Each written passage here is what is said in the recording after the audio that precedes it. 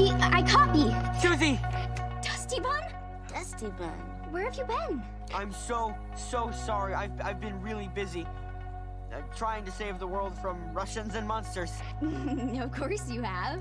Get the goddamn number already. Who was that? It was, I don't know, actually. I think it was just some interference. So why don't we, change frequency to 14.158. Copy that. Shifting frequency. Stand by.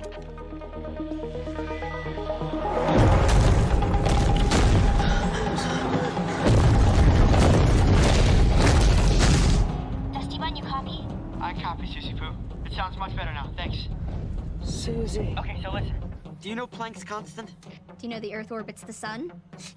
Okay, so I know it starts with 2 sixes, and then well, what is it? Okay, let me just be clear on this. I haven't heard from you in a week, and now you want a mathematical equation that you should know so you can save the world? Susie Poo, I promise I will make it up to you as soon as possible. You can make it up to me now. What? I want to hear it. Not right now. Yes, now, Dusty Bun. Susie Poo, this is urgent. Yes, you're saving the world. I heard you the first time, but Ged is also saving Earthsea, and he's about to confront the shadows, so this is Susie signing off. Wait. Okay. Shit. Turn around. Look at what you see in her face. The mirror of your dreams. Make believe I'm everywhere. Giving In the light. written on the pages is the answer to a never-ending story.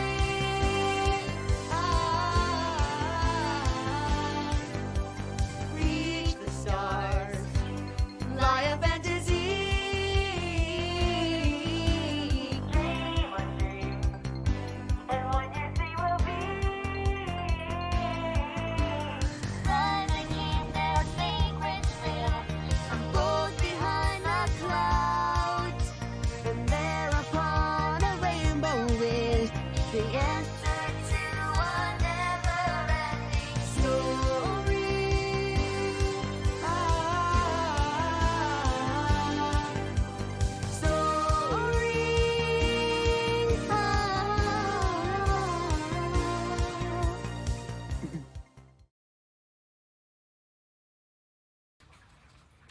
Hello, it's me, Agent Connie Fraser. I think you might remember me from season 1 of Stranger Things.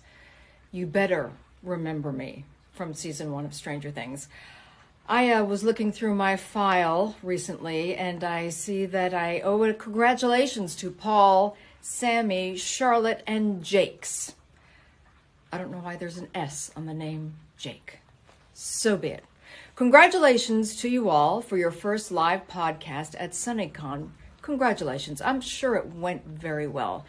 I actually listened to some of your podcasts, and I thought Nerdy Up North was going to be nerdy up north in the United States of America. But it's not. You all talk funny. Congratulations.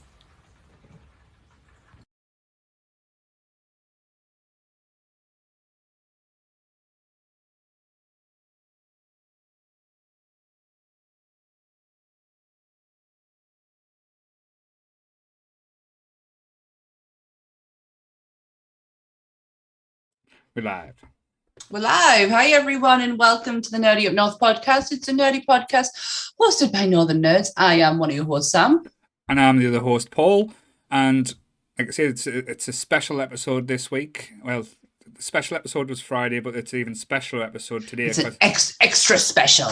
Yes, because we've got Team Podcasts Laura, who hasn't been on the podcast since the musical episode. Is that right? Musical. Yep. And she said she was going to sing for us, but then now she's not. Oh, sorry. So yes, Bottled it. that's right. Well, we thought we'd do an episode this weekend. I know because we did one on Friday when we had the lovely guest Holly, but especially with coming to the end of season 4, which we've been waiting a whole month for, which has drove Laura batty I've never seen. Absolutely crazy. I haven't waited as long either because I only watched it last year, with the whole thing. Oh, that's not too bad. I haven't waited as long as anyone else. But the countdown, like say, if you've been on the Facebook group, she's done it every day, counting down to the special day that was Friday. And I do feel a little bit bad because I forced both the two lovely people in this episode to watch them as soon as possible so we can jump on it and get basically review it while the fire is still hot there, so we can actually... Knee arguments from me and Laura. We have literally spent the last month on TikTok just sharing fan theory videos. It's all we've been doing. Certainly. But because we had a little bit of a discussion before we did go live, because when we thought we would do the review of Stranger Things, we thought, should we do the full whack, like going through all the full seasons, because we've never discussed it before. But I think if we did that, we would probably be on for about 4 or 5 hours. So yeah, we are just going to talk about what we've just watched over the last month, like say with the release of season 4 in the 2-parter, with Netflix doing that for the first time, because that's the first time they've done it with Stranger Things. Like normally it just drops the whole season and you watch it all in like one weekend or one day if you Saturday. One day. I've done it. Like the binge watching. But yes, so we had to wait a little bit and I was not disappointed. I know we're going to go into a little bit more, but I definitely was not disappointed in the wait. Nah, not at all. Not at all. I'm just gonna get the disclaimer out of the way with, because I feel on this one it's going to be important to see it. So everything discussed in tonight's episode is our opinions and our opinions alone. If you want to discuss anything from tonight's episode, please come and join us on the Facebook group and we can have an open discussion. What we won't have is anyone coming for us and telling us our opinions are wrong. We can all agree to disagree in fandom, so keep it fun, keep it kind, and keep the toxic behaviour out of nerdism. Gonna get some music so you can sing along to that as well. Yeah, no, honestly, I feel like, especially the end part, I feel like I put that into a song. Yeah, but keep an eye out on the screen today, guys, as well. There is a little cameo from another Nerdy Up North member. See if anyone can spot her when she does pop up from time to time. 10 points to Gryffindor, whoever gets it first. Spots the kinky one there, shall we say? But yes, so. Because I know you finished it, was it yesterday, Sam? Yeah, I watched the first part on Friday and then finished it off last night. And I was broken. Physically broken, still not quite mended yet, but I was broken after that. Definitely. Like, badly. And Laura, you waited till poor Bobby went to sleep. Yeah, so we watched it Friday night. We were supposed to watch one on Friday morning and one on Friday night, and then I found out he was off nursery. So oh my God. Your head would have exploded. I was good. I was like, but I wanted to watch it straight away. So it killed us to wait all day, I'm not going to lie. I know, I asked stupidly. Quite late. Yeah. Because I was stupidly at work. I wish I took the day off, to be honest, but I made the mistake of watching the first 45 minutes of the first episode during my lunch break. Oh. And I paused it just as they were on the bus, all kitted out and going to say, well, not kitted out. They were going to get the guns and stuff, which we'll go into a bit later. That's where I stopped it on my dinner break, and honestly, I was in the worst mood all the way through the day. Just just talking to people. Go, yep, Can we just speed this up? I need time to go faster.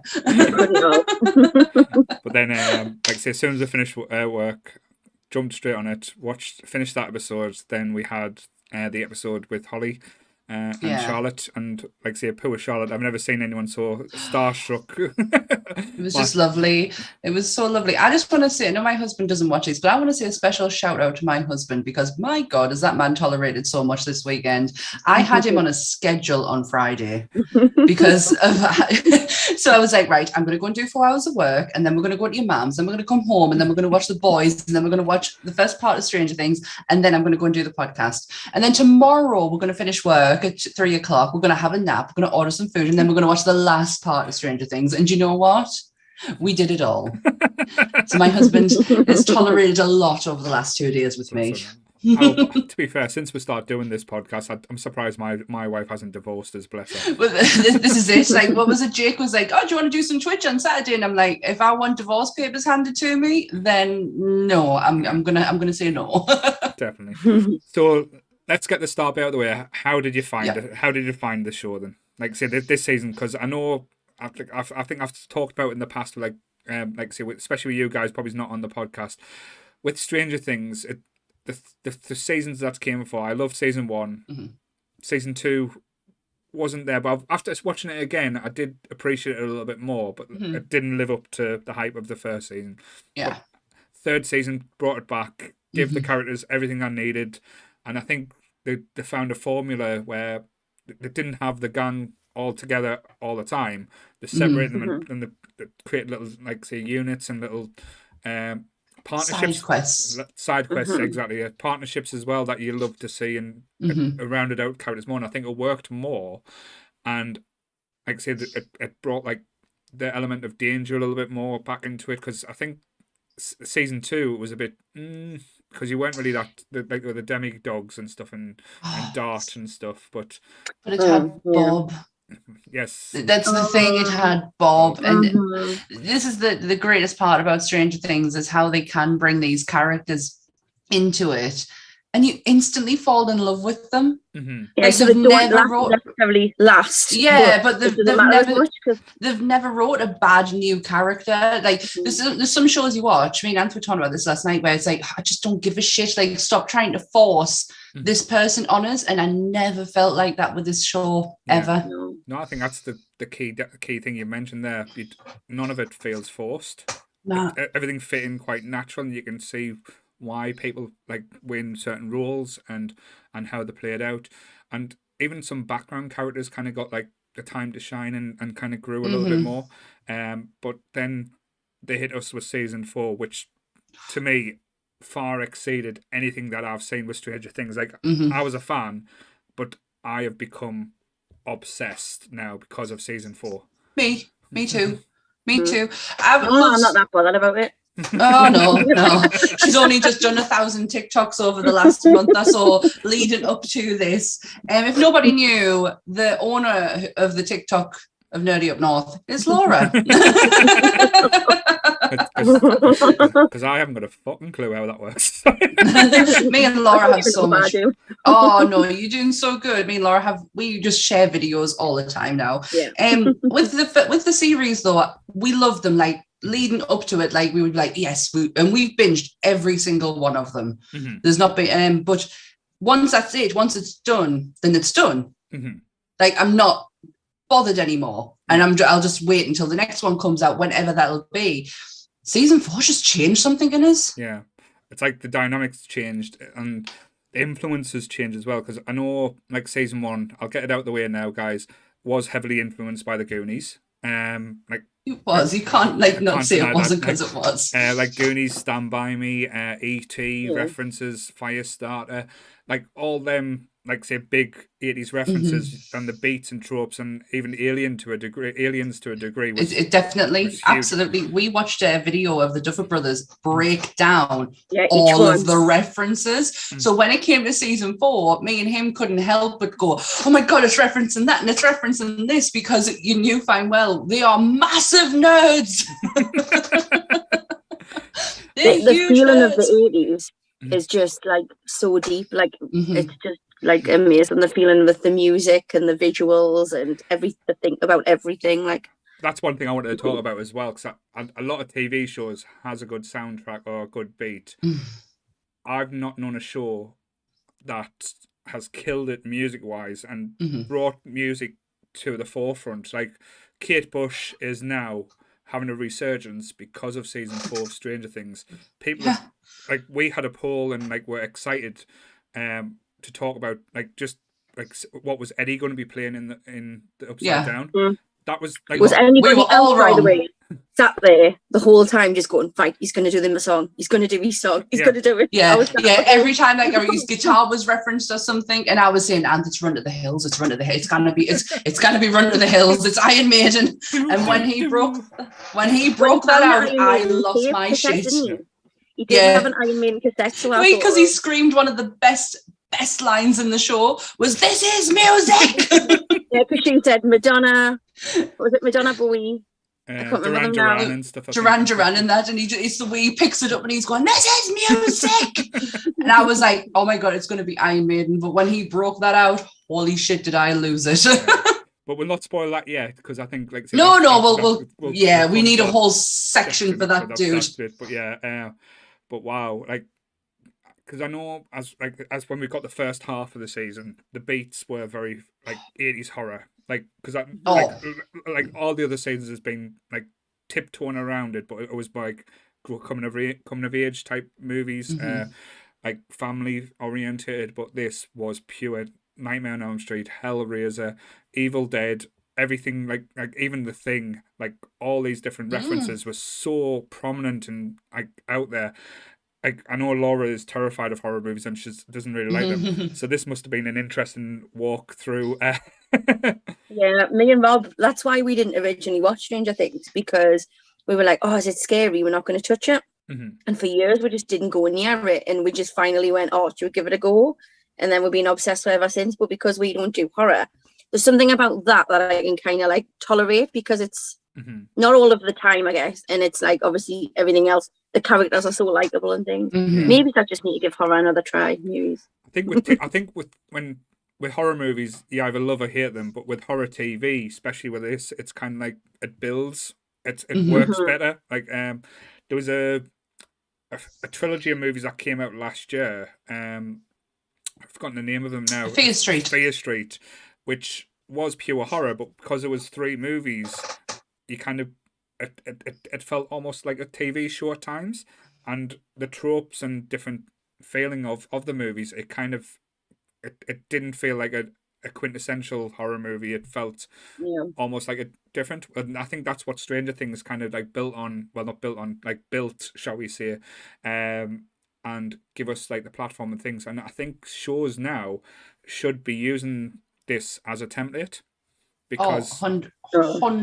And like, just to say, like the child actors on this, obviously they're a lot older now, but the standard of child actors in this is just phenomenal. Well, like the cast, like if you look at the start, like like Winona Ryder, getting Winona Ryder back in like this type of field, and her like even Sean I forgot your name. But her journey from season 1 to what, like, to the complete fucking badass that she is now as Joyce, as she become. Like in the first season, she was just like a mother, like possessed.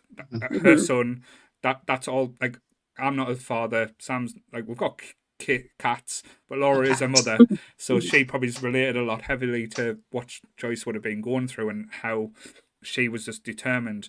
But then you've got like Hopper, like his journey through it. Like each one of the characters, as we said before, is being put there for a specific reason. And even like the minor characters, like Mike's parents, like Mike's mother's journey through, like in the background through all the seasons. Like I've never known a hairstyles go through as much in TV shows.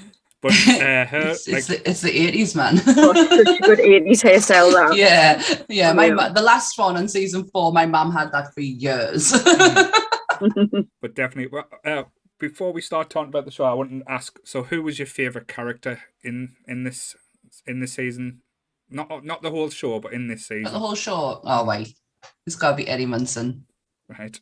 Oh no, sorry. Oh wow. Okay. It's like half Eddie, half Steve, because Steve is like my all-round like favorite character throughout this whole show. Get ready, guys. This is where the thirsty ladies come out now. I just love Steve so much. I love his arc. I love his progression. He's gone. I can't say what we used to call him on the first episode, but he's gone from that to just our hero, Steve. Cool. So Steve was yours. What about you, Laura? I know you're torn now. I am. I think Max has had a really good season. Yeah. Really coming to our own.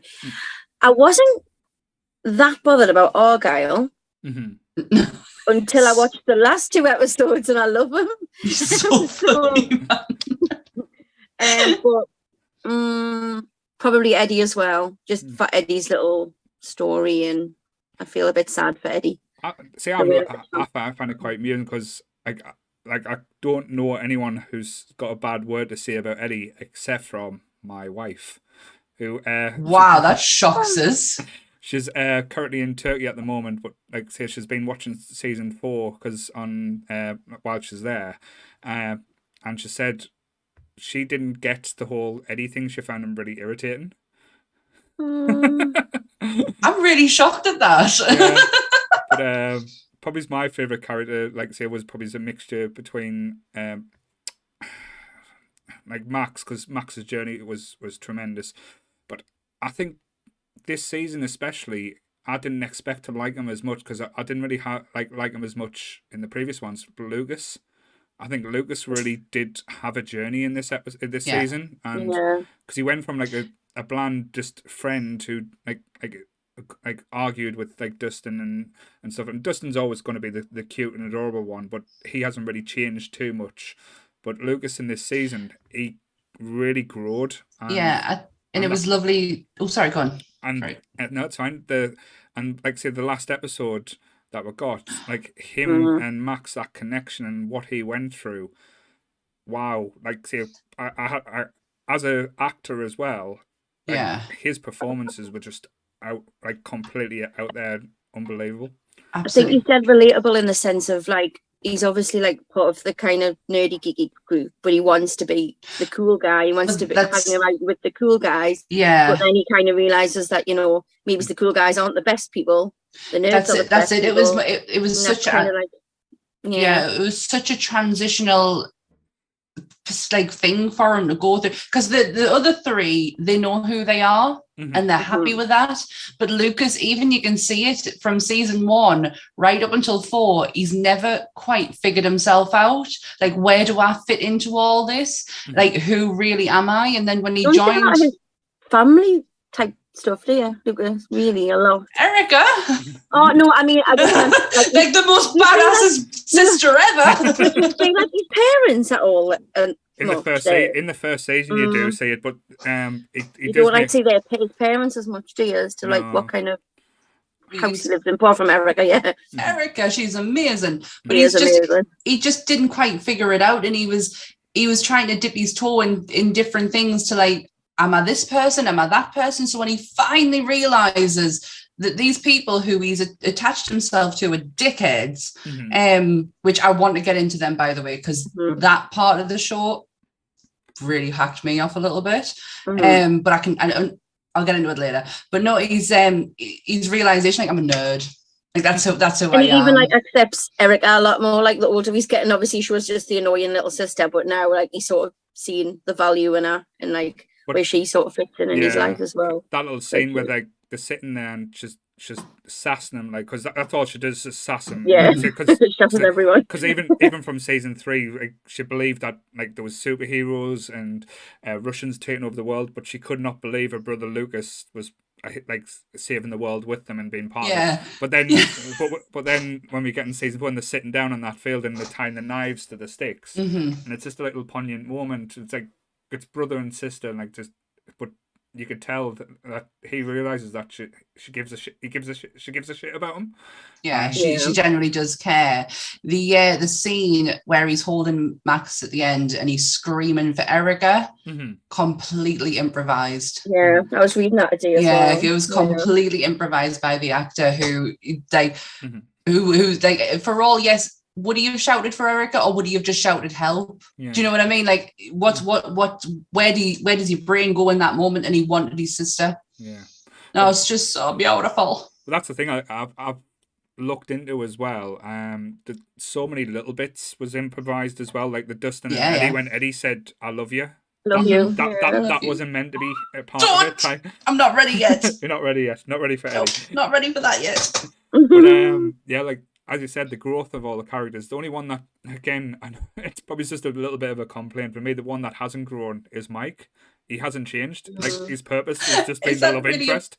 Is that just not a bad thing though? Like, that's just who he is. But I do know where you're coming from. He's pretty much the same person as he was in the first one to who he is in the fourth. There's no growth there. But, yes. So again, and I want to give props to this person as well, because even from season 1 to what she is now, the badass of the whole program, the one person who, like, say, you didn't expect, like, say, to stand out, but it's been quite a slow one as well, like quite sedated. But Nancy, how scary is that girl? Absolutely. From the moment where it says, and Hopper says, "Does anyone know how to use a gun?" and she goes, "There," Gun. and she just cracks it, and you think, "Oh shit, this bitch knows."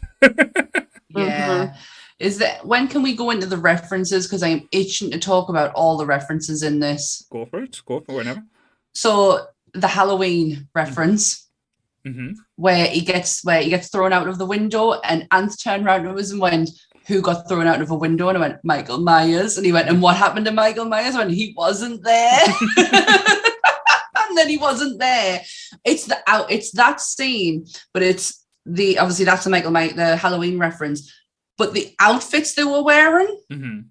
So you had Nancy, who was heavily inspired by Ripley. Yep. Steve, who we can only think was inspired by Bill Paxton in Aliens because of the army wear that he had on. I thought that was more Red Dawn. Me, like See, we couldn't quite figure that one out. It's bloody, what's that face? What's that? Robin. Mm-hmm. Robin's outfit is the Frog Brothers from Lost Boys. The minute we saw that hat, we were like, "It's the fucking Frog Brothers." I lost it when I saw that. I thought that was absolutely genius. But Nancy has been giving me Ripley vibes all the way throughout the season. But my God, does that girl not look well at all? She really doesn't look well. To be fair, though, she's Her lost. and there, Robert. Brilliant. Yeah, but to be fair, Nancy's had a lot of bad things going on. Bless her. She's like I say, she lost her friend Bob in season 1. Bob. She got. And then she was forced to go out with Jonathan instead of Steve. Forced. They were the only two. To be there. Apart from obviously the Nightmare on Elm Street vibes and all the ones that you mentioned earlier, they were the two poignant references that I could really pick up on last night, because everything else I just immersed in it. Like, I stopped giving a shit about the references and just got so immersed in what was going on that them two were the only one. It was Robin's outfit that like won it for us. But Robin, like as I said, because she was great in season 3, but it was nice to see, like, not as confident, because she was a very confident person in season 3. She's changed so much, hasn't she? And it's like that fear of coming out and being ostracized by, like, say, the community, that, like, say, that probably was quite prevalent in the 80s as well, especially in like in certain towns or cities in America, if they're small towns and stuff, like everywhere everyone knows your business and shit. And when, like, they were in the band scene, and it broke my heart a little bit as well, because when she was like talking to that lass that she's got a crush on, and she nearly let slip that she likes girls, and she had to backtrack and like freak out. But there's so many things they've left open and moving forward into season 5, so you understand like the whole chemistry between Nancy and Steve like was brewing all the way throughout. There's something still there. Yeah, because I think they're trying to move away from Jonathan and Nancy, because I don't think they work, if that makes sense as well.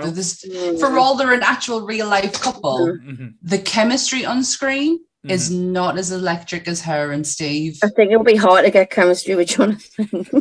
Oh, bless him. He's a very, do you know what? If you took him out, it wouldn't have made any difference to the story whatsoever. It was just like Storm the whole time, really, wasn't he? There wasn't much else going on. Him and Argyle in the pizza van. But I think, like, at the end, they realised that as well. Like, he realised he's wasting a lot of time and a lot of things. But throughout the season, I know, in essence, to break it down, we had kind of like 3 stories all going on at the same time. Like what was going on in Hawkins, Elle, and like I said, trying to get her powers back. Like that first episode when she was getting picked on like by them kids absolutely broke my heart. Like, and especially when, like, say, they stood on the what did she say it as? Diorama. Oh, I know of her dad, and but when she hit her with the roller boot, man, I was getting get her. I've always had a soft spot for Elle, like from the beginning. Like I love her.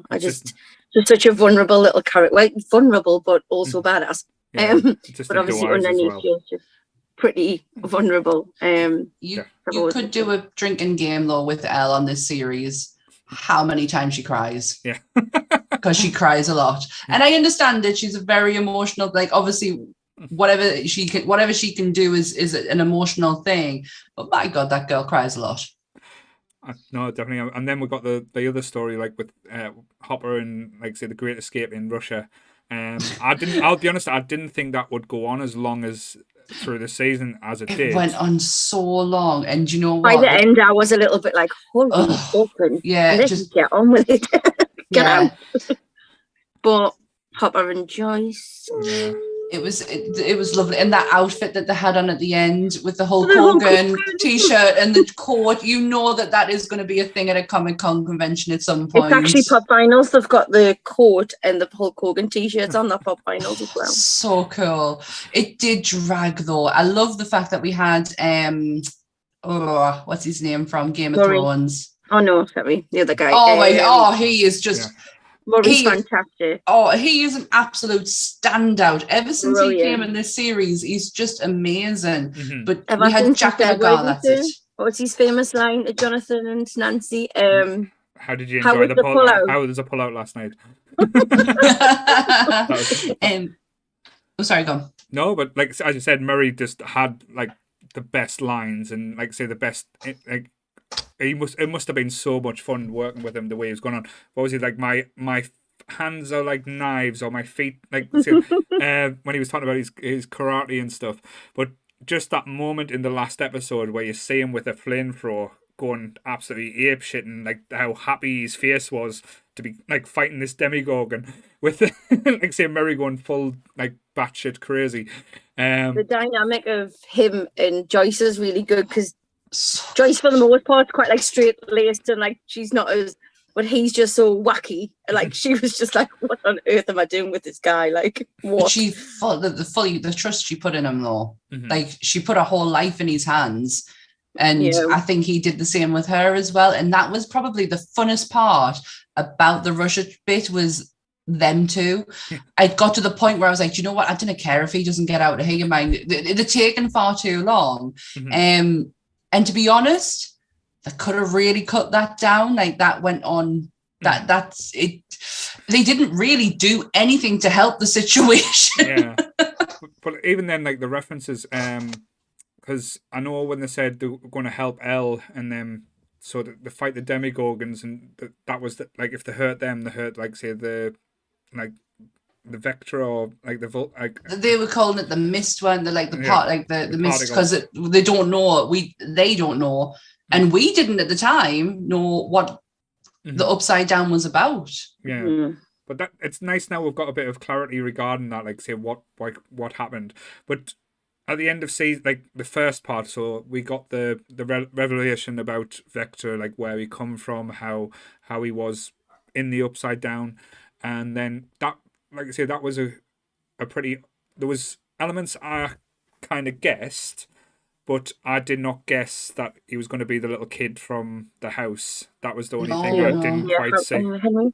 Yeah, Henry. No, I didn't get that. I didn't get that he was Henry. Mm-hmm. I don't know. I don't want to go into. I don't know if you want to go into this part yet with the fact that he is the reason you've got the upside down. Yeah, no. Yeah, we'll go into that. That's Mm-hmm. Go on, then. Sorry. No, it's fine. I know I'm getting too excited now. Yes, with like I said, end of part one where he gives the visions to Nancy. I know we had the cameo with Robert Englund, and I'll be honest, I was a little disappointed. I thought he would have played a more bigger part throughout. I thought it was lovely to give him, especially with the theme of that series, where there'd been a lot of Nightmare on Elm Street, for him just to even be there in a very Silence of the Lambs way, might I add. Yes. That's what Rob said when they were walking down. It was very silent. I say, Stan, if someone doesn't jizz on her face, this is not Silence of the Lambs. I can smell you, Clarice. But yeah, I thought it was nicely fitted. Like it was just it was perfect timing. It probably didn't need to be any more like the character that he was. need any more. He wasn't the focus. It wasn't. It Yeah. was his son. But I thought, like, say, with Vector being his son, I thought, because when they were going around doing all the killings and getting rid, like, the 4, because, like, say, when they turned out we needed 4 killings to open up hell or the upside down, I thought he might have been one of the 4, because I thought his son would have wanted to get revenge with him being, like, one of the ones that got away from him, because with him killing his sister, or did he kill his sister? That was never explained. That's another theory that's being thrown around at the moment, that his sister is very much alive, living in Hawkins, and has 3 children. Right. And Mike's mum. That's the theory that's being chucked around at the moment. Right. Yeah, because she looks similar to the mom. Yeah, Like, she dresses the same as the mother does. Right, okay. I like that one. Like, Yeah. so we'll go into a lot of theories, obviously, isn't Yeah. there? Yeah, Like, we can discuss the theories, because that'll then lead in nicely to the end part of what, you know, the end of where we see this going. But the fact that Vecna is the reason for the upside down, and that he created the mind flayer as well, and the fact that him and Will draw exactly the same, just my jaw just dropped. how creepy is he when he's in the rainbow room and his voice and everything, the way he talks? Like, yeah. even without his Vecna voice, his voice is just that voice.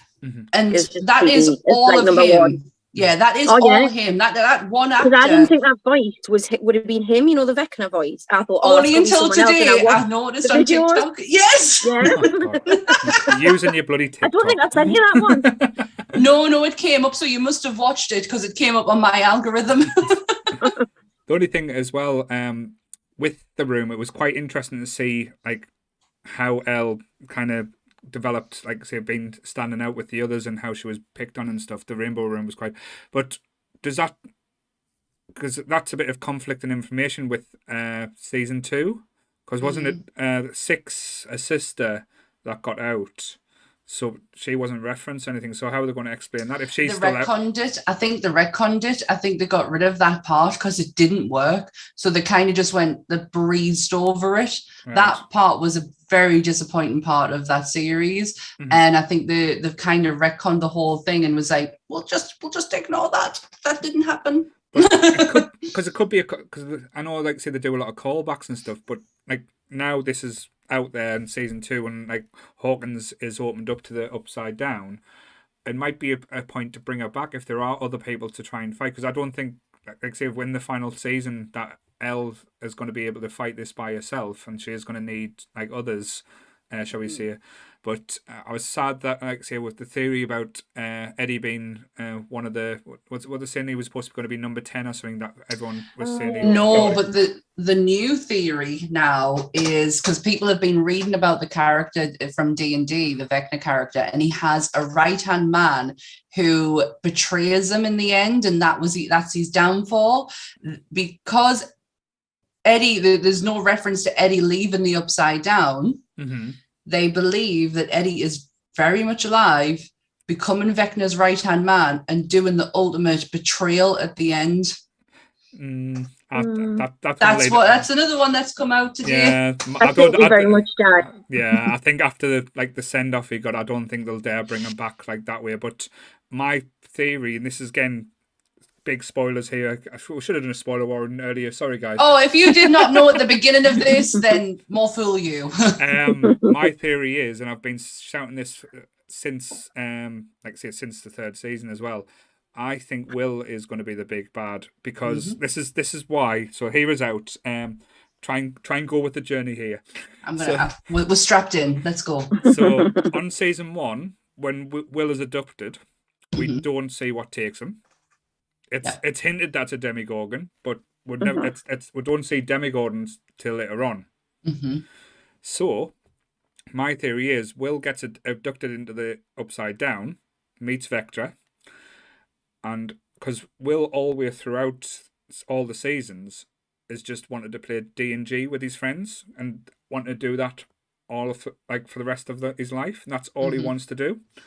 So what are the characters that are chosen to come against? D&G characters. So the Demogorgon that they just used, the Mind Flayer in season 2, and the Demi-Dogs. Vectra in season 4, and like say the Mind Flayer in season 3 again. Sorry, with the meat zombie things. So all these ideas and preferences, I don't think they'll be coming from Vectra. I think they'll be coming from Will, because I think because Will gets hints and like tells him when things are happening. So I think Will is playing the game, but in real life. So he's getting his friends to play D&G, but for real life stakes, and he's using Vectra's powers to do that. I love it. I absolutely love it. But taking the Eddie Munson theory and putting it into Will is his right-hand man. Because Vecna has been there since day one. Yeah. When you go back through, even if you go back over the seasons of Stranger Things, there are references to him in there, starting with the clocks, the 4 chimes and everything. It's been there since the start. So he's not a person or a character who's like, right, this is who we use in this season. He has been there from the start. Oh my God. I love that. And Will being his right-hand man and playing it on the outside in real life. He was the one who told Mike, you are the heart. Yeah. He's giving them hints to play the game because he wants to win. So he wants them to win. That's also that picture was them all like sort of playing the game, wasn't it? Yeah. Like playing like Dungeons and Dragons. Yeah, and Joyce said at the beginning when she goes to see Hopper about his being missing, he's not like any other boy. He's incredibly sensitive. It's exactly what Robert Englund said about Vecna, about Henry. He's not like any other boy. He's incredibly sensitive. Them two are connected and have been since day one. Yeah. That's how, in my theory, in my head, that's why I would play it out. That's why I've always said Will, because everyone keeps on saying Will doesn't really do anything. He's playing the long game. Also, like, it would make sense to come back around to Will because, like,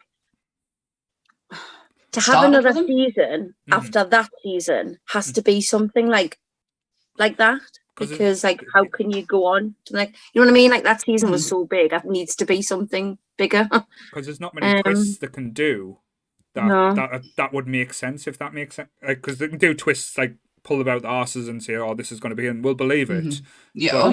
But to make like a full circle to finish the story as they're going to tell us that it is, that might be. And then, as you said, they've had Will's arc this season, which was beautifully done with him and Jonathan. When Jonathan realizes, I know they're not going to come out and say it, that Will is more likely gay, and that it's him that loves Mike as well, and that whole like say the way they did that was absolutely pitch perfect and beautifully done, and the way Jonathan kind of just reassures Will that he's okay and he accepts him and he loves him, that was just magical. But as with that feelings as well, if Will's already felt like that kind of outsider and not wanting the real world in, I think that's how it could lead up to, and that's how it would work in my head. If I was a if I was $1 million writer for these films and stuff, that's how I would end it. Because because they've said they're not going to focus on Will's sexuality, are they? It's not about that, but they've done it in a way where it doesn't have to be the biggest deal in the world. Do you know what? It's just been so like natural. Do you know, like, I know it's a totally different era and it's a totally different thing, but you know, like Schitt's Creek, how it's just in the story. Yeah, it's just there. And it's not like a big deal made out of it. And obviously with Stranger Things, it works for the era because he probably would have been scared to come out and say that because of the way people were treated and people, do you know what I mean? So it makes sense to the era. Bible about America is still scary today, so never mind Batman. I know, and then that goes lovely into the bloody high school kids who oh my God, the whole like satanic sort of thing where they the satanic panic, it was rife in the 80s and 90s in America, so it is really fitting for that to be there, but it was so pointless and unnecessary. They put them in places that they didn't need to be in. The end part with the fight scene was lovely, it was great, but then he just died. Yeah. It was pointless, it was meaningless. That death was just But But I think it was the type of person and the reaction he gained. That was a fitting death for him. I didn't want him anymore. I did cheer your mind. I just went, get in. Yeah. Get halved. Because like the amount of trouble and like distress he had caused because he wouldn't see well, to be fair, it's hard to see reason if like say someone that you love's just passed away. It, like say, it can drive you to madness, but to the degree he went out to villainize and as you said, the satanic panic was rife in the 80s, especially like say in America, like people like who played Dungeons and Dragons did get like picked on and abused. It's it's a good example of like people maybe not understanding, like, because they're like, you know, the typical sort of popular kids not understanding the nerds kind of thing. It's a typical example. You're absolutely right. I'm probably going to backtrack a little bit here because I've just remembered that Eddie Munson is actually based off Damien Eccles. And Damien Eccles was an 18-year-old goth kid who was done for triple homicide and put on death row for a crime he never committed. And it was because of people like the jocks is the reason he was put in that position in the first place. So I'm probably going to backtrack a little bit on that. But yeah, it was, I don't know, I'm just a little bit torn because I was a little bit bored of it. Do you know what I mean? I was like, I want to see something else. It kind of added to the end bit where you were like, oh, what's going to happen with Lucas? But I mean, he took forever to, he was obviously extremely weak little boy. That fight back though, that when he got up and fought back, that was very special. And Erica getting that kid in the face was just amazing. But that's the thing, because Lucas wasn't fighting for himself anymore. He saw like Max start to float, and then he was fighting for her then. And again, like say going back to like say the first part in season, like say the season 4, the part 1, where she's at the graveside, one of the most iconic scenes. And like say, so I think there's like with Stranger Things season 4, there's 2 absolutely huge scenes that will live and be in cinema. I'll say it. Yeah, not just TV cinema pop history. Culture. The first one, like say that graveyard scene when Max is getting taken over by Vector, and you see it picking up and floating off, and then you're seeing the panic between Dustin and Lucas going through tapes, and like when saying it's got to be music when Nancy and Robin tell them about it, and they put the tape on, and you hear Kate Bush kick in, and you see just Max running through the underworld, everything falling down and trying to take her out. Absolutely breathtaking. And like the callback in that episode, part 2, is when she's floating again, but she doesn't have that same thing, and you hear the snaps. Because that really shocked me, because I thought, like say, Max is a mainstay. They've give her, like, because they normally don't pick on characters too much. Like if people go through strife, you always want to like cheer and like see them come out on top. Because like even from when the introduction, she had to deal with the knobhead that was Billy, and then like say the relationship with Elle, how she was trying to teach Elle to be a proper girl, not just to rely on Mike. And then on this season, she was a broken person because she had to see Billy die during his redemption, and then like say going through what she has gone through, like a parent splitting up, like living in a trailer park. Like this lass had been through the storm, and basically you thought, oh, there's going to be coming out, but the foreshadowing, I hate the show for doing things like this. As soon as her and Lucas were like sitting there saying, go to the movies on Friday, I was like, oh, bye Max. No, you're not. Yeah, absolutely not.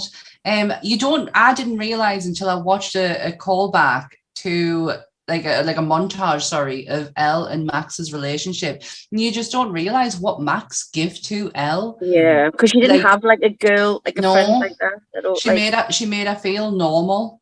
She did normal things with that. She normalized her life. Like, yes, you are incredibly special, but you can also, you know, be like just as normal as everybody else. And you just don't realize that. So when the end scene, when Elle comes to see her and she's not, it was when she's not there, when she went into my mind and she's not there. Did you notice the music when the thing happened with Elle towards the end? Sorry, not Elle, Max. And the music was the Moby music. Right. It's called When It's Cold I'd Like to Die. That's what it's called. And the music was played in series 1 when they're trying to resuscitate Will at the end, Joyce and Hopper, they're trying to resuscitate him.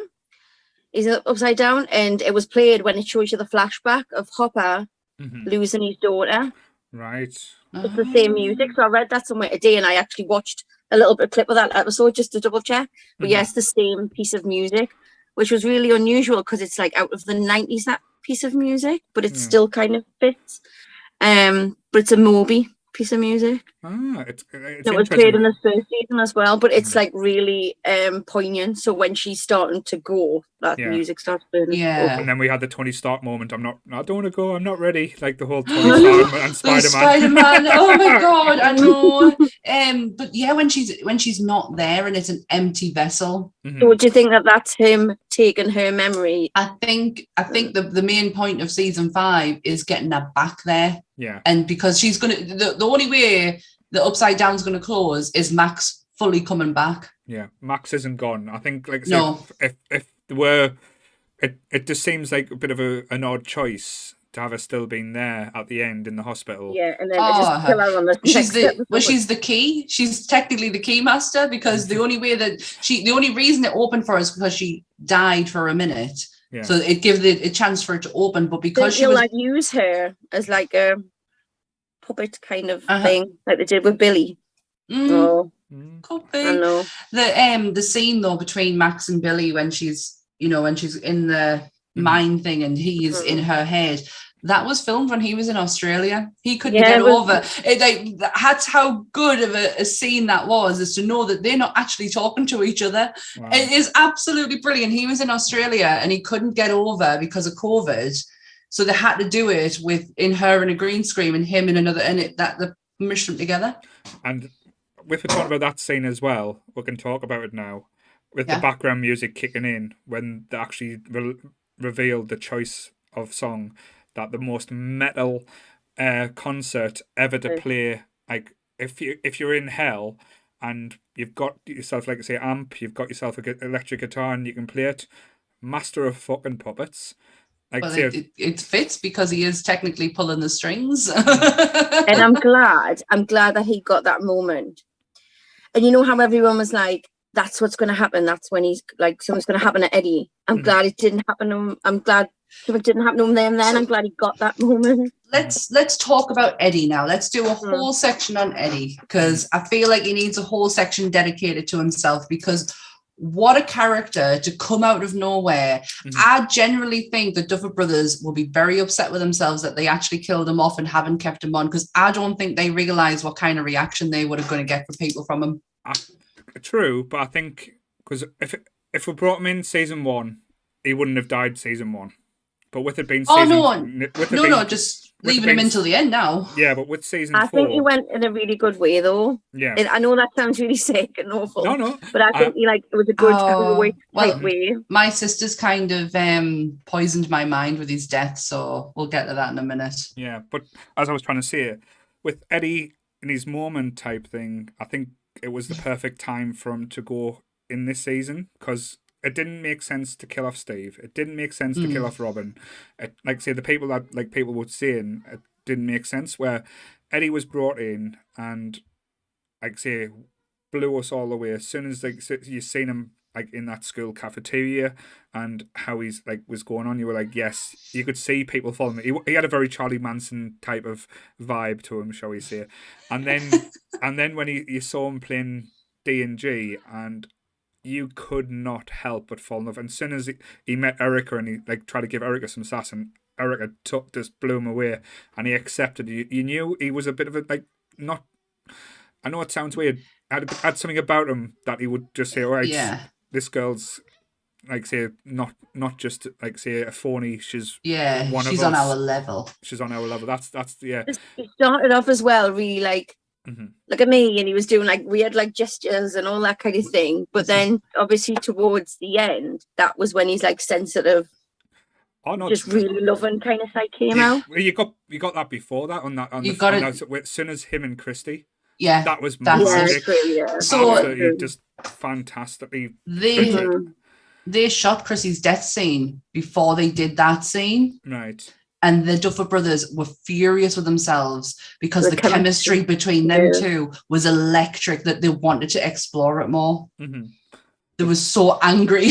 No, but I think then you wouldn't have got them angry kids going after him, so I guess. No, but I think it was quite beautiful and poignant as well, because it's like it always will leave the question like, what if, or what could we have gotten, and it leaves a little bit like, say, it gives us a bit of the Michael Myers type of thing. Like, you don't really know what's going to happen, but it's nice to imagine.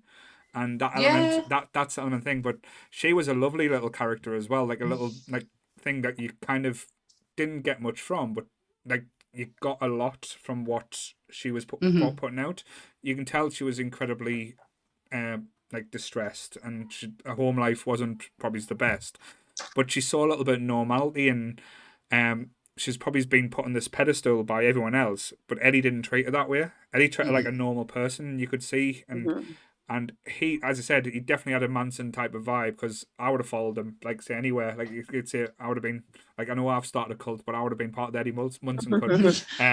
But, like, I know a lot of people say young Robert Downey Jr. vibe from him as well. Very much. Them eyes. It's the eyes. He looks so much like a young Downey Jr. in, what is it, 16 Candles and... St. Elmo's Fire and stuff. Yeah. Weird Science. Yeah, it's that look. But and then someone was saying he looked like Heath Ledger, and I was like, well, it's just the hair. Yeah, like that was just the hair, but the face just looked like Downey Jr. But yeah, and then you got the concert, and like, did you know he actually could play? He shocked the actual everyone, because he actually got the guitar out and he started playing Master of Puppets in front of them, because they were just going to do an overlay, and he actually did it. Because like I don't know, like. We'll never know until like someone comes out and said if he actually played on there. But Dustin's reaction and facial expressions was that like of a live performance. And like, say when you saw the beats and everything, I know, like, say they are great actors and stuff, but it's hard to experience fake that real joy and say that entertainment, because when he's just sitting there, because he idolized Eddie like that, because Dustin has the best friendships in the whole show. Like, his relationship with Steve, like, just stole the show. His relationship with Erica and, like, say, Robin, like, say, when they went off and like fought the Russians themselves, was unbelievable. Like, say, even like, say, his banter with Lucas when they're always arguing, but I've never seen anyone idolize anyone like that for a long time. And the way he looked up to Eddie, it was like Eddie was his god. But he was like an older geek version of him, whereas like obviously Steve's like a different kind of dynamic. Steve's not totally a nerd, is he? Steve's sort of like Steve's his brother. Nerds, but he's not a total nerd. Yeah, Steve's his brother. Eddie makes him realize that it doesn't matter your age. You can still be himself. Yeah. But I think seeing Dustin's reaction was probably what broke my heart more than anything. But Dustin's speech. Yeah, like all the aspects, like from like Eddie's telling Dustin, like when they were player fighting in the field, saying "Don't ever change." That's when you knew Eddie was going to die. Broke me. That's when you knew Eddie was going to die. Unfortunately, yeah, it was that moment. That's what that part made us cry in the first bit of it, and Will getting upset as well. That really that struck a chord with us. But yeah, their relationship was brilliant. His and Steve's will be as well, because obviously every single person who's seen the image of Eddie with the guitar said, right, that's how he's going. He's going now and then, because he's got his face surrounded by the bat. But obviously they got back and they were about to escape, and then that's obviously when he was like, no, decided to go back. I thought his death was meaningful in a respect that he bided them some time. My sister saw it in a completely different way. My sister said his death meant absolutely nothing, because he actually didn't bide anyone any time, because them bats fell not long after, and also they were already strung up by the time he got there. And she was like, if he majorly sacrificed himself for somebody, for somebody, like, as in Dustin was in trouble, I'm going to put myself in that position, then that would have been a more justified death than him going off to fight some bats. I don't see it that way. That was what my sister pointed out. So just to turn that round a little bit as well, I don't think Eddie's death had anything to do with anyone else but Eddie. But Eddie, yeah. Because Eddie, because he said all the way through, like I say, running away. That was the whole I'm thing. not a hero, yeah. And saying I'm no hero, he wasn't trying to be a hero. That was the thing. He just was so sick of running and so being scared. And also, and realistically, if he went back, he would have to just keep running because everyone's after him. Everyone still thinks he's the bad guy. So if he went back, yeah, it didn't change, and we all know. Yeah, I don't see it that way. Like where he was. That's how she saw it. I like I said at the beginning, that's not how I see it. He wasn't. It was the case of he didn't want to run anymore. Yeah. Yeah, he probably did want to be a hero in a way because that's what his character. That he wanted to do justice to his character through D, because he held his D&D games very close to his heart. They were his life. His death scene will stay with me for a very long time. Definitely. Incredibly long time. No, I agree. And like say that scene with Dustin and his uncle, like when he's changing the sign down, because no one. It's always like the same with these type of action or adventure movies that are so outlandish that you can't tell people because no one will believe you. They'll lock you up. They'll say you're insane if you do it in real life. But the fact that Dustin got to explain it in a way so that his uncle could realize that Eddie wasn't like say a chicken. It wasn't like say trying to hide. He died because he wanted like people to be safe, and he wanted like say he wasn't afraid anymore. Yeah. It was the fact he turned around and said, "I wish they knew him like I knew him." Yeah, they would love him. They would love him, and I broke my heart. I read something, and someone had said that that Will never got to meet Eddie, and Will would have loved like the Hellfire Club and like Eddie and stuff. And I was like, oh my god. I generally don't think he would have, because then because he's very much grounded to his friend core group, and then that's taken away from his core group. I don't know if he would have liked that. That's why he killed. That's how Will had him killed. Yeah, it was Will who did it all along. He set the bats on him. Will is the only thing I'd say about Will, because I'm not a big fan of Will, but I did enjoy his moments with Jonathan, and I do think that was really beautiful the way that they portrayed them sort of moments. Yeah. Where Jonathan could see in the car that Will was upset, and then that's why he sort of had the conversation with him further along. No, yeah, it was like I said, a lot of beautiful moments like going through, like Mike finally telling Elle the reason why he can't say I love you and like stuff, because it was more fear of letting that feeling out there to become vulnerable and be hurt and be left behind. Because as I said at the start, Mike isn't anything special. Like say everyone else brings something to the group. I know that Will said he's a heart, but that's just because he fancied them. But other than being like the love candy for Elle, he doesn't really have much of a role in the team anymore. It's just like Ghostbusters. Yeah. Sorry. I do like the kids. I think Argyle's a bit of a villain because he likes pineapple on pizza. So Argyle's just a throwback to Cheech and Chong. That's I think funny, but he had beautiful hair. I enjoyed him actually in that last 2 episodes. I enjoyed him, and I didn't think I was good to. I did more than what I did in the first one. Yeah, I did as well. He came out a little bit more as a character, I think.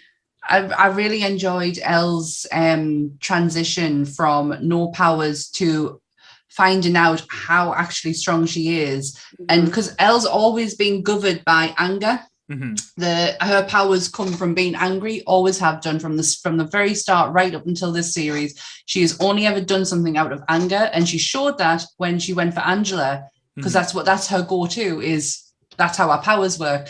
To see her finally use love as a way to channel our powers was so beautifully done.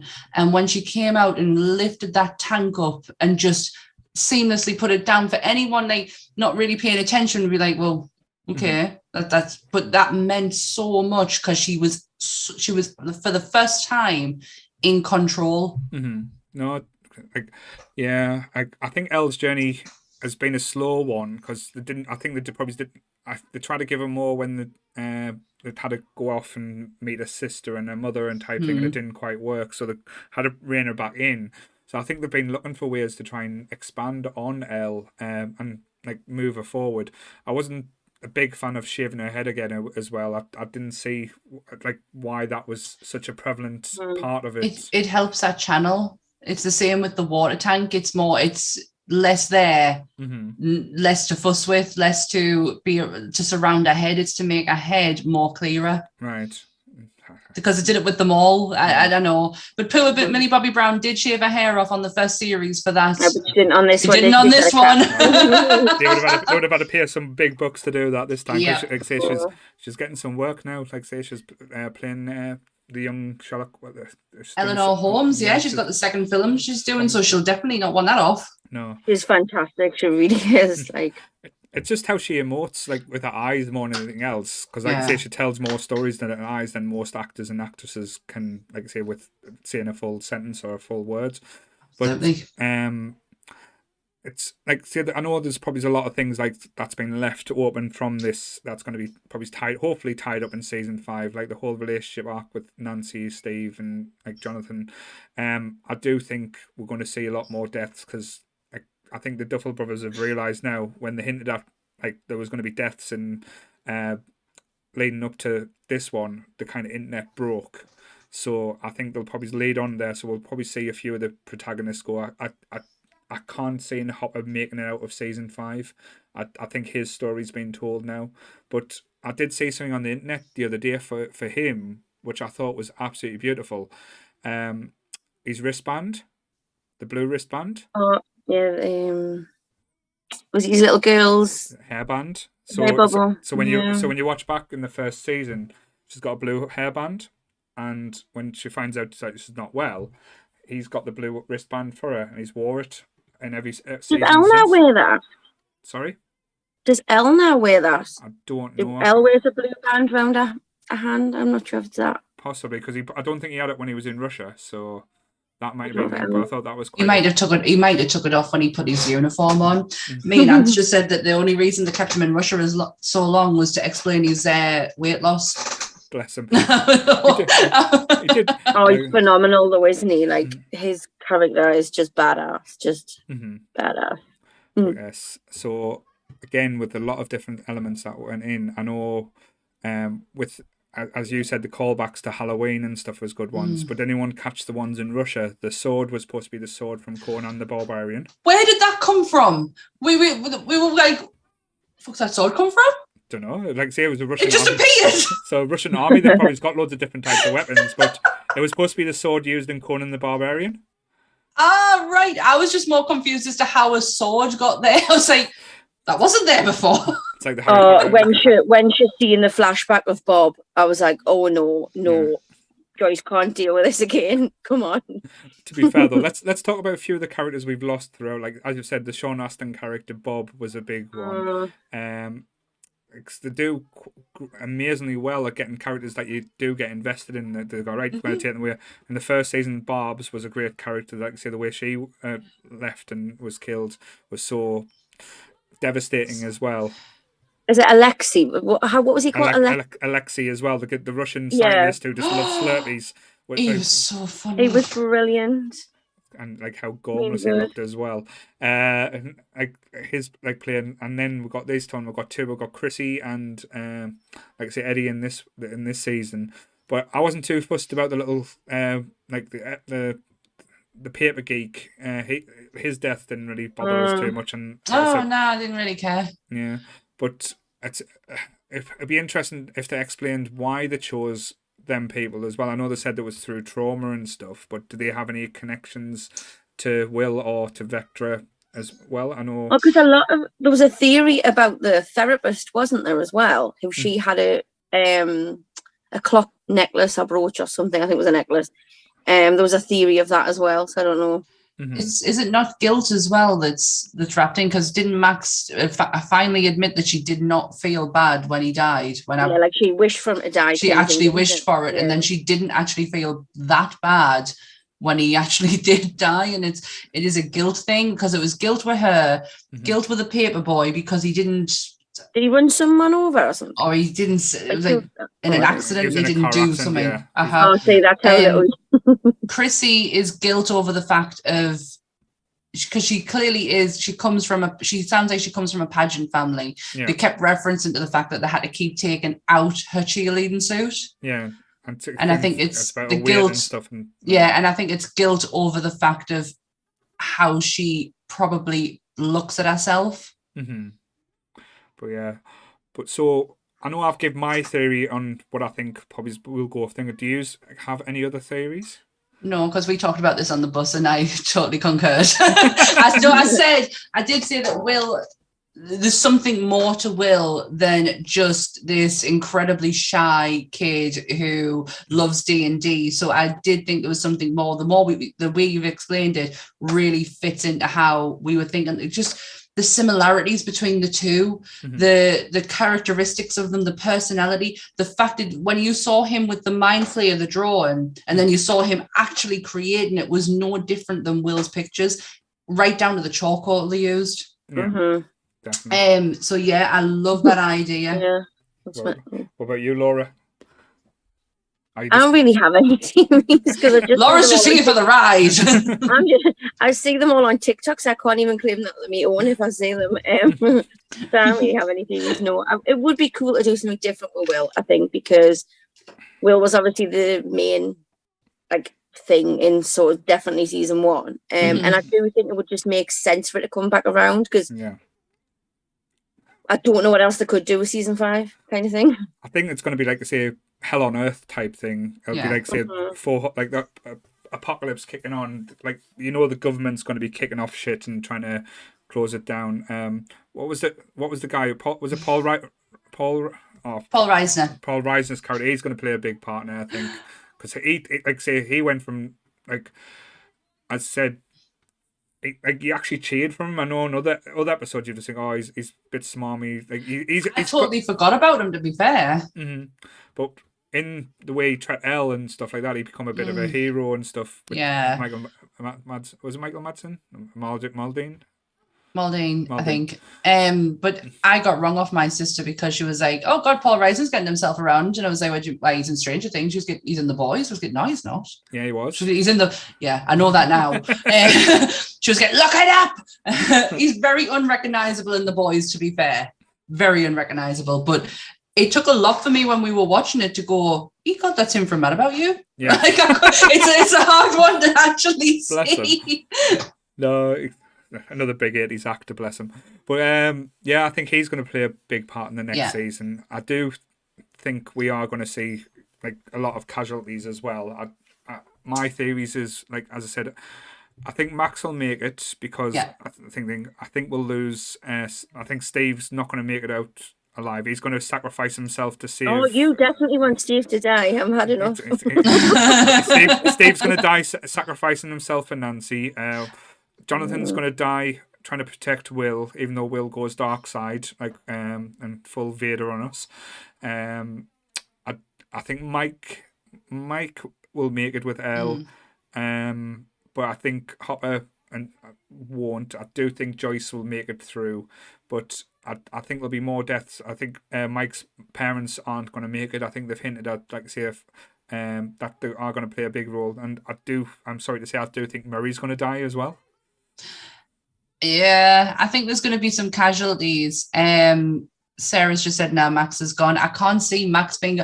There's no reason to bring her back in the first place. It would be stupid to keep her in exactly. The end. And it's the only... Exactly, and it's the only way they're going to close the Upside Down, because if she's still alive, then there's no reason for that to be open. Mm-hmm. Yeah. I think that's going to bring her back, but they're going to have to defeat Vector to bring Max back. So I do think the big mission isn't going to be to save Hawkins. It's going to be save Max. That's going to be the big. I hope Elle doesn't have to go through more stupid traumatic stuff anymore. I think she's been through enough, hasn't she? Yeah. the reunited scene between her and Hopper when she closed the door and she left it open 3 inches. My heart just went. I waited the whole. So I was like, there was a couple of reunions I wanted, obviously Joyce and Hopper, but the main one that I wanted was Hopper and Elle, and I was waiting the whole time. I was like, when are they going to like see each other again? And I just cried my eyes out. But that's going to be, I think that's going to be the big finale, is when you're going to unlock Elle completely and truly. There's going to be a big death. So I think it's either going to be Hopper or Mike in front of Elle, where one of them. I'll be happy with Mike. Yeah, I think a lot of people, but it doesn't make sense story wise to kill off like Mike, to be honest. But again, that could be the big twist to go. That's going to be the one that unlocks Elle to go full nuclear on everything. Yeah, because I think this is Elle powerful. I don't think this is Elle at her full power. Yeah, I think there's more to her. There was something else I was going to say, and like I'm totally thrown. Oh, that was it.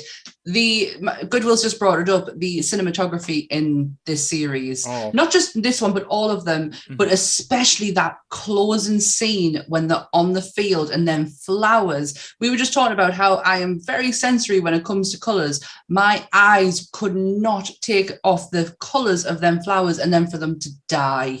And I was like, wow, that is beautiful. Definitely. But I think all the colours are all through, like the reds, like I know they use the reds and purples and stuff like that.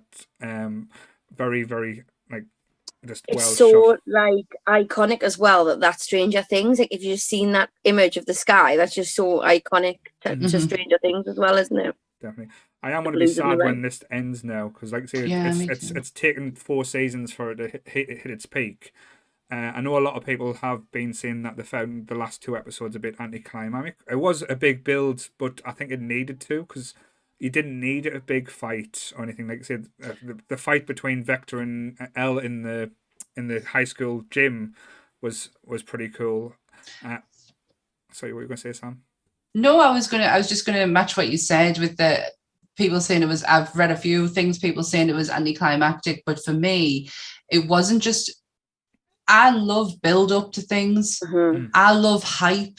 I love getting on board with like what's going to happen. Where's like all these theories and that, and it's something I've been missing for a really long time. Like ever since Endgames.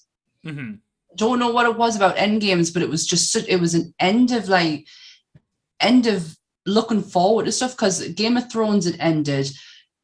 Then the Marvel Cinematic Universe ended the thingy, what do you call it? The Infinity Saga. And I've just felt so flat for such a long time. And this got us like proper hyped up. Like now I'm hyped up for Thor. Like I think that's probably why some people may have been disappointed, because there were so many theories that they might have thought, oh, well, more main character should have died, or this should have happened, or that should have happened, because there was so many theories. But I think it was perfect because like it wasn't obvious. Like it was like the whole way through you were like, they're gonna now die because he said 5 would die, or this is gonna happen, and so it's basically it wasn't. I don't think it was. So it was the Doctor Strange Multiverse of Madness set where everyone had that many theories or better ideas, shall we say? Yeah. how that film played out. But I think with this one, it didn't disappoint. It hit the notes it needed to. It made the right choices, and I know it sounds hard, but it made the right choices on who to keep, who to leave off the board going forward. Because let's be honest, if they kept Eddie, where's Eddie got to go now? Yeah. He was a great character, but we had that arc, and we would have been watching Eddie, like the whole town hating Eddie, and like Eddie being like, yeah, because it wouldn't have changed. Well, it wouldn't have changed, would it? Because they classed it, they kept referring to it as an earthquake. Well, let's be honest, they probably think that, hell's opened wide open because Eddie Munson's still out there. That's what their thoughts would be. So Eddie will never have gotten his redemption through that town that we wanted to see. So he got it. His uncle got it, and I think that was the most important person who needed to hear it. And Dustin will carry that with him as well. You got to have that greatest metal concert. And I think we'll see a different Dustin next season as well because of that arc. Yeah, stronger. And I know we haven't even mentioned her. fucking Susie. How cool was Susie? And seeing her in person, and seeing how clever and like say integral as well. So and because like that's one thing I did love about Dustin, how clever he was, and she far exceeded him in every way. And what a lovely, just like say, what a nice little person. And when they went actually see him and seeing the house that she lived in and how manic and crazy it was, and she's on the roof attaching something, and you're like, she's batshit crazy. So yeah, I hope they send for Susie to come and help as well in season 5. Yes! It would be good to see more of her, wouldn't it? Definitely. If anyone also finds Dustin's thinking cap, I want it. It's on I've seen it. I mean, not a shout out for another. I'll link you it after. Okay, thank you. I loved it. I think Dustin is such a beautiful character. He will always be the voice of reason, not the smartest one in the room because he never tries to. He knows he is, but he doesn't try to force that on everyone. He's just such a beautiful person. How beautiful is he written is amazing. Mm-hmm.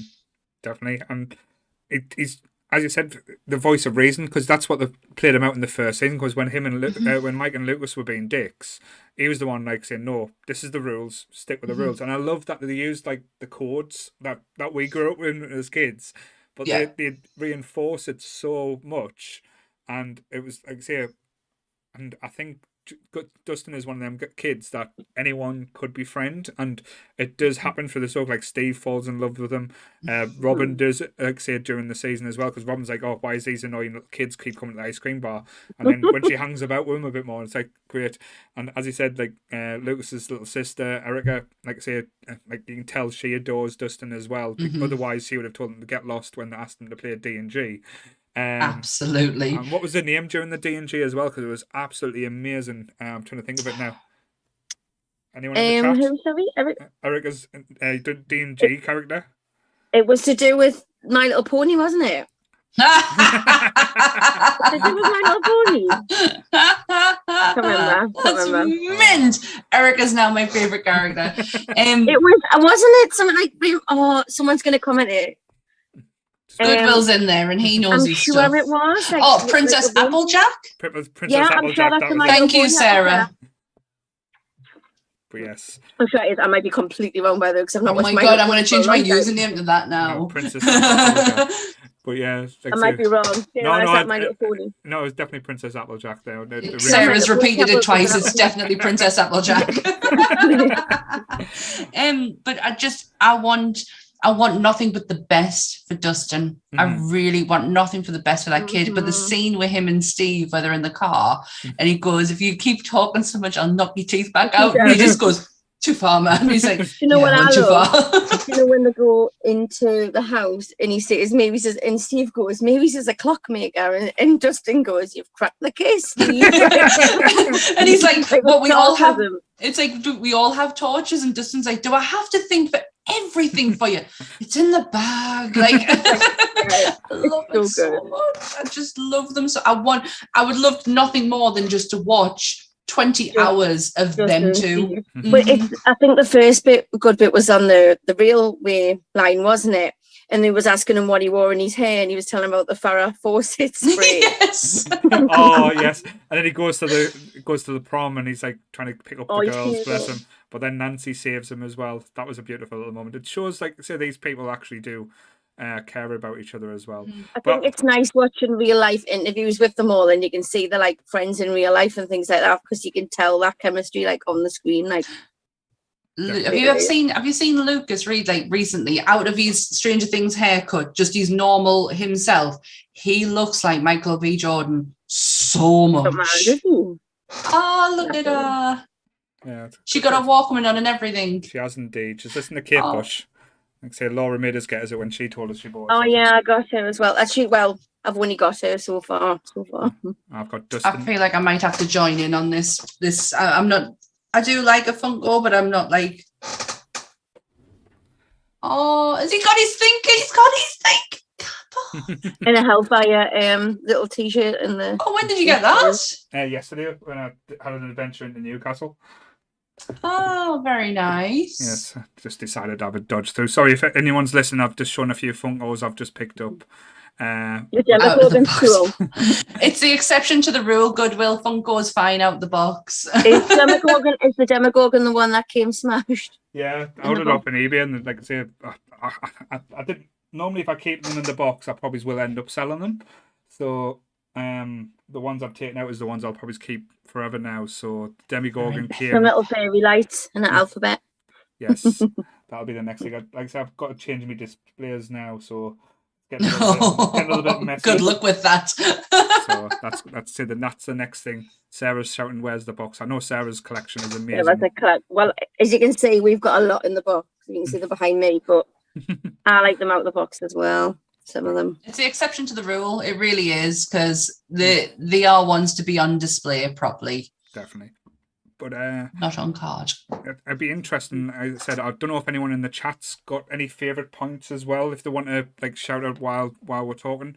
I think Steve's. I know we've already spoke about Steve, but Steve with Nancy, them little moments where he was telling her like, that he wanted to have 6 kids and all that kind of thing. That was really sweet. Just to show how much he's grown from like season 1. Like I remember someone telling me, because like I say, we got into Stranger Things really late.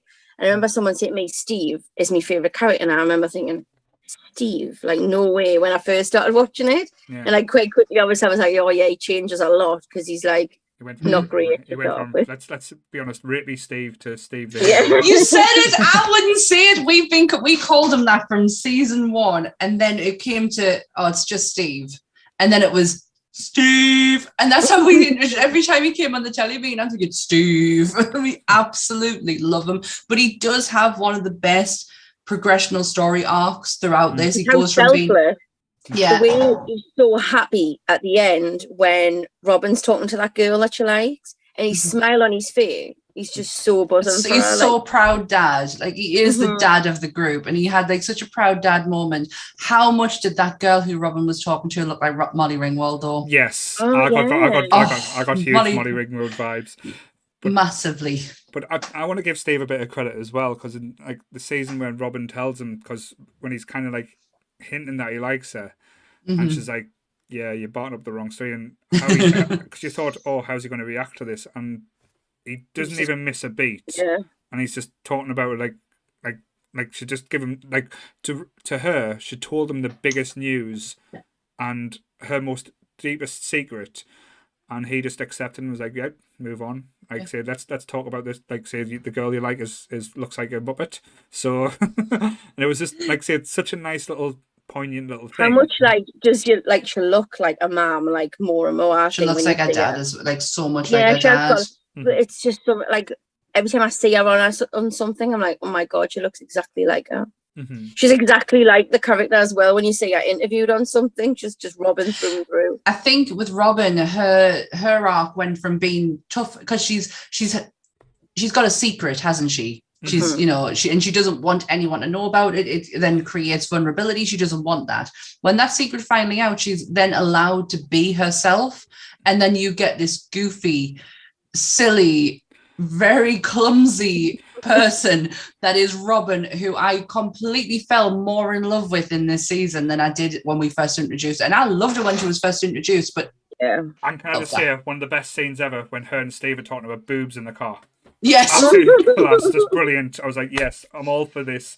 But and as I said, everyone gets the shining moments in his show, and hers was when they're in the asylum, and how they're trying to be all professional, and Nancy's floundering, saying, "Oh shit, we're not going to go in," and Robin just loses her shit, saying, "You've got me in this fucking stupid clothes, and I'm itchy, I'm uncomfortable. This person's been a dick. I've tried going through the channels. Just let us do what we want to do." And the guy's just like doesn't know what to say to her, and it's like that was like say a proper working girl, like say like 9 to 5 type of attitude. Like you can imagine like Dolly Parton standing there kicking off the same type of way. 100%. But like I said, that's why I love this show and love like say this season so far as well, because every single character, even the mad Russian, was it Sergei? Like he was a complete bell end, but you loved him in a way because he was mental and loved peanut butter and was like how much he can get for American stuff. But he basically try to swindle them and cheat them in every way. But then he had his moment of glory as well when the guy from Game of Thrones had the conversation with him saying, you were a war hero, you were someone that I used to look up to. Where's that person? And that in that realization, you went, yeah, this is going to be good. And again, they come and rescue them in that clapped out helicopter thing that I don't know how they got everyone in because they only had 2 seats. So He's called Yuri. Yuri, that was it. Yuri, that's it. Sarah's just pointed out, and this is what I'm laughing at. I was the last baby to walk. That was such a good line. I loved how Nancy couldn't stand her. Yeah. Nancy was so uptight to start with, and it was lovely. And Steve had a thing though, didn't she? Yeah, her and she was so uptight, but not just about Steve, about everything. Like she was so, I'm right, you're wrong. I know what I'm doing, you don't. And then when she finally started to accept it, with the help of everyone else, she started to really loosen up and become the Nancy that I really liked from the first series, because I have not been that interested in her character arc at all until the last 2 that we've just watched, because she's finally fucking relaxed. Yeah, that was the big thing. But as you said, the friendships were formed and everything in these things. It just... with each season they do introduce new characters and new elements. I'm hoping we don't get too many new characters in season 5. I don't really want to be introduced to anyone new. I think unless they're going to bring something special, I don't think it would need any more bit parters. I think the last season is focusing on who we have. Yeah. I don't think you're going to have any more newbies coming in. Don't need anyone else. Like they're all badass, aren't they? Like nobody's scared of anything. I generally don't think the Duffer Brothers realised what Eddie was going to do for people. And I'm fine with the fact that he's not going to be in the last series. I'm totally fine with that. But I don't think they actually got what kind of impact he was going to have on people. He's going to really have a lot of people visit him at Comic-Con this weekend. They'll have flashbacks. Like I said, like they'll do the whole Belize thing where he'll appear in like certain things, and it'll be like probably Dustin. Like if Vector gets into Dustin's head, they'll have images of Eddie like saying you've let us down and you're not living up to it. So that's probably like say elements we might get again.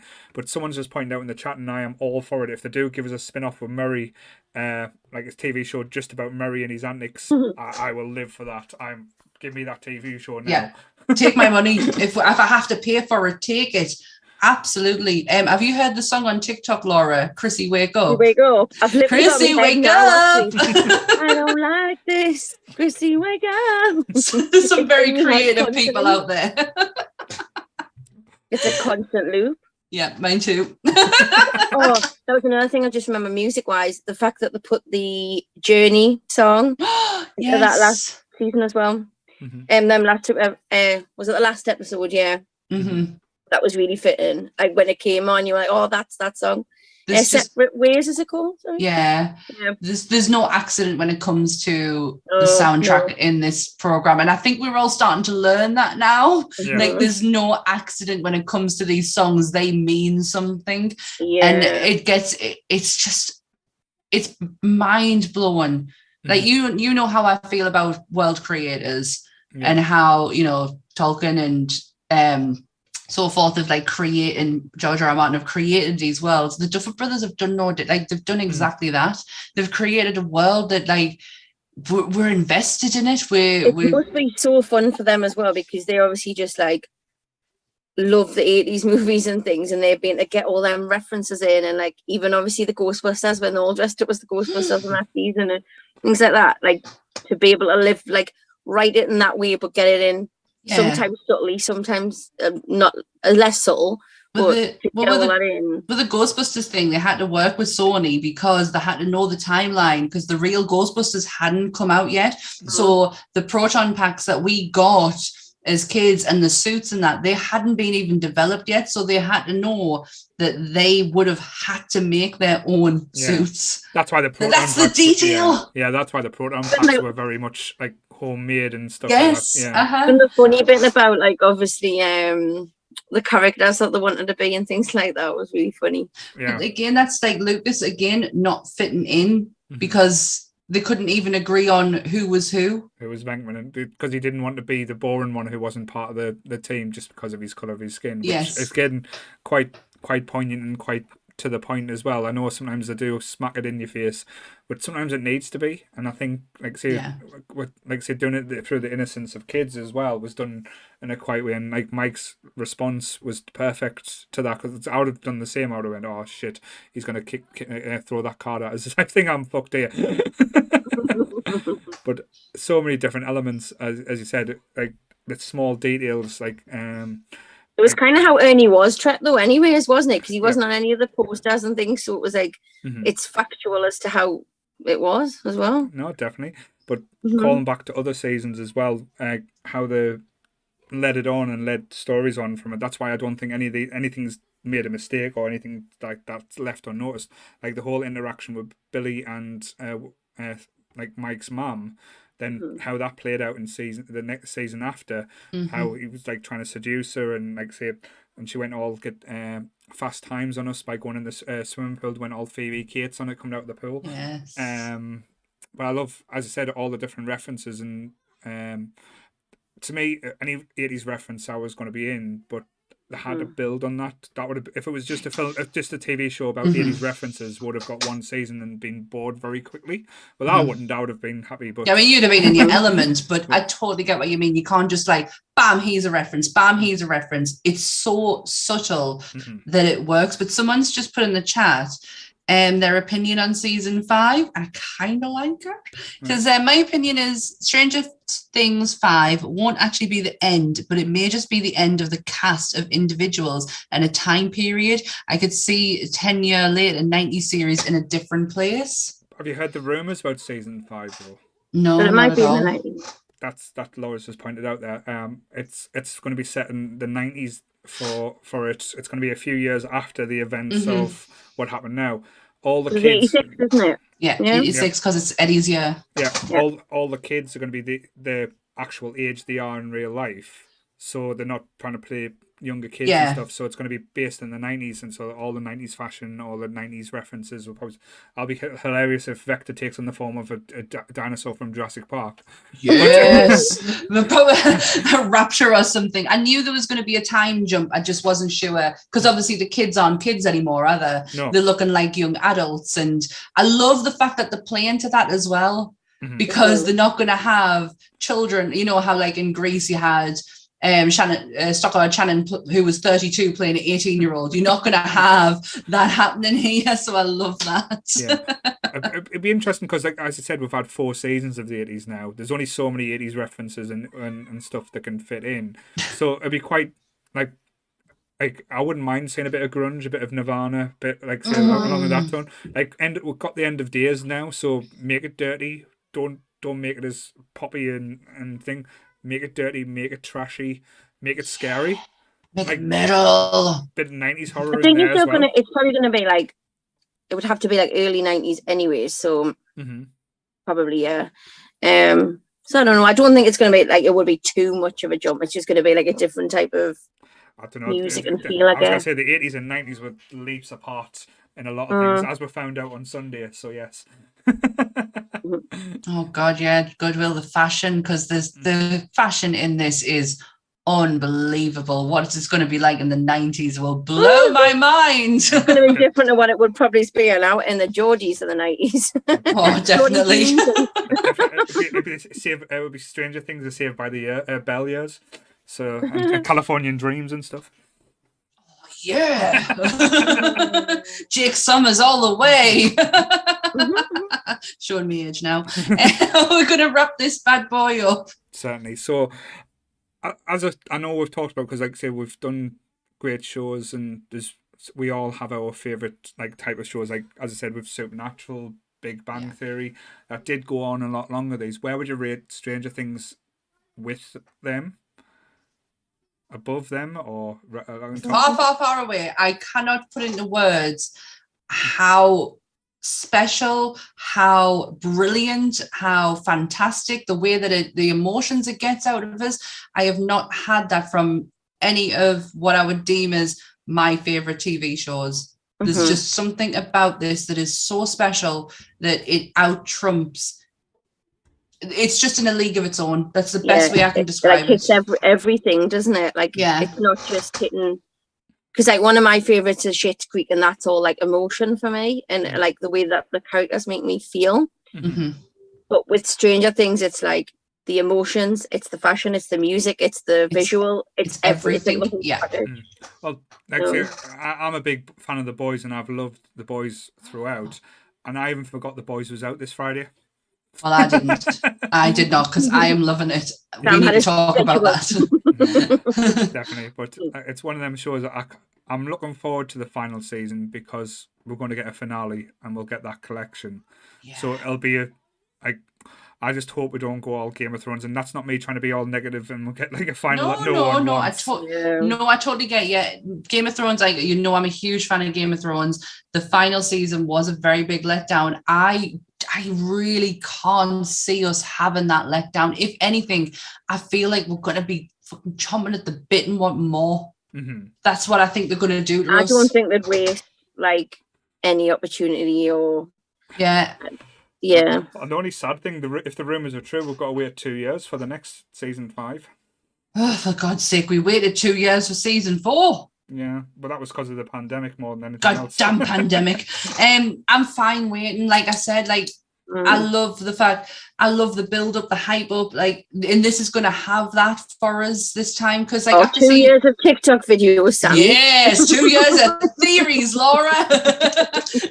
We're going to have it all figured out by the time it comes on. I'm not going to change the way I think my theories planned out. When I've thought about it, it makes sense. And Rob said that for a while as well. Actually, he thinks that Will is the big bad as well. And it actually does make sense to start with him, end with him, that kind of reason. Type thing. Yeah, because like you say, what else could it be? I don't know. Yeah. Well, I generally think when season 5, the door will be left 3 inches open. Yeah. I don't think it's something that will forever shut the door on. I think they should though.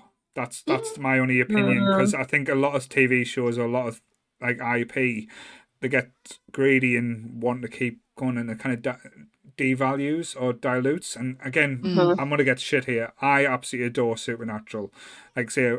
When we done the episode, you know how much I love that show. But 15 seasons, that show should have been done in 6. No. 10, I would have given, honestly, the first 10 seasons was some of the best telly I'd ever seen. I could not say there was a bad part of that until after season 10. And I'm like, who's died now? Which brother? Who's coming back? Which brother? It just, you felt the repetitiveness. So 10 would have been perfect. Yeah. And Sarah just pointed out as well, and I'm sorry to burst a bubble here, she was glad that the Umbrella Academy and knocked Stranger Things off most watched for that week. Not anymore. It's changed today. So yeah, Stranger Things is back to number 1. Yeah, I love the Umbrella Academy. I'm a huge fan of that show and the graphic novel, but even I could not give a shit that that's been on. I think Stranger Things, merch wise and just how iconic it is, it's just gonna last forever. And anyways, kind of thing. Who does own one of these t-shirts now? I do now. I don't have it on, but I do have it. Carolyn's got mine. She picked it up for us on Saturday. Thank you very much, you absolute angel. But like I said, just remember, if you do want your Nerdy Up North version, Nerdy Up North cult, send us a message. I can certainly get one sent to you. It's selling Sunday after all. Get the promos out. But yes, I think, like I say, it was always going to be a hard one to try and get emotionally what, like I said, that this has had an impact, because not many TV shows hit you emotionally, but this one hit you with a sledgehammer. Massive, I texted you afterwards and just said, broken. Yeah. I am broken. Mm-hmm. But I still not picked up yet. I don't think the pieces of this will be put back together for a long time. Mm-hmm. Definitely. But I know, like I say, me and Sam's planning on a few different episodes coming up in the next few months or so. She's got a list, bless her. I made it on the bus last week. So I know we did think about doing a longer episode next week, but I don't know if I can plan it in time. So I think the idea so far is, depending on if we can watch it, me and Sam and whoever has watched it as well, we're going to try and review Thor. So we're going to do another review episode next Sunday, if that's correct, or if I'm wrong. Yes, no, you're absolutely right. Because we're trying. What we're trying to do is keep on top of topics. Because if you remember, we did the Mandalorian nearly about 6 months to a year after it finished or something. So we were totally off the mark, and this is why we've done Stranger Things today. For Thor will be next week. We're going to do our best to keep on top of things, aren't we, Paul? Definitely. And we'll throw in the odd episode here and there when we can, because we've still got to review The Exorcist. We'll get there with that. I mean, that's not going anywhere, really, is it? That's timeless, absolutely timeless. So we'll get there. But yeah, we've got a whole new batch of ideas and topics that we're going to go through, but we are going to keep on top of the more relevant and up-to-date stuff. So yes, so thank you for joining us, Laura. Thanks, it's been Laura. a blast. Hope you've enjoyed yourself there, even though you didn't sing for us. Sorry. Do you know what, though, Paul? The chat have been demanding that you sing Kate Bush. They don't even want me to sing. I have not got the range to do Kate Bush, I'm sorry. But what I'll do is go, turn around. No. Look at what you see in her face. The mirror of your dreams. Sorry. There's a never-ending story there. So hopefully that'll keep the chat happy for a little bit there. To be honest, if you saw us walking around SunnyCon last week? Was it last week? My God, what has happened this week? Yeah, you would have heard many of us just walking around going, running up the hill, could not get that song out of our heads. But yes, I do want to say a big shout, because I know we haven't really tried to comprehend what's happened in this last week in the podcast. Like I said, that live panel was something special, and everyone who was involved and there, like, just from the team. I know Laura was sending us messages and like all the time there. Like Donna for allowing us to do it. Goodwill, Sarah, Nicole, and like I say, her tribe of kids, bless them, who came and supported us, and not just supported us, but actually enjoyed it as well. That was a memory that will live with me for the rest of my life. I'll never experience anything like that again till the next time when we do the main stage.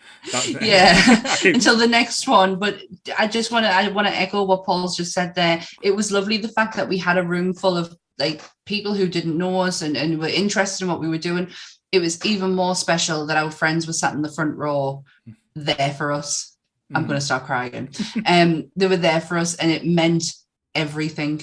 Like everything. To look at Nicole's face when I was getting nervous, like put us right, to see Goodwill. Like it was lovely. Thank you so much. Yes. I don't think I got a chance to say thank you properly. Really, really good. Really good. I loved it. And for Friday as well, getting our actually first celebrities involved as well, which left us a little starstruck at times, but just a little bit. So, and again, if you haven't watched it, please watch back for Charlotte's responses. And like, I've never seen someone look so happy and not say anything for a long period. But it was such a moment. Like, it will live with us for a long time. Like I said to Charlotte, it was one of my highlights, and I generally mean that. Watching Charlotte was just pure joy.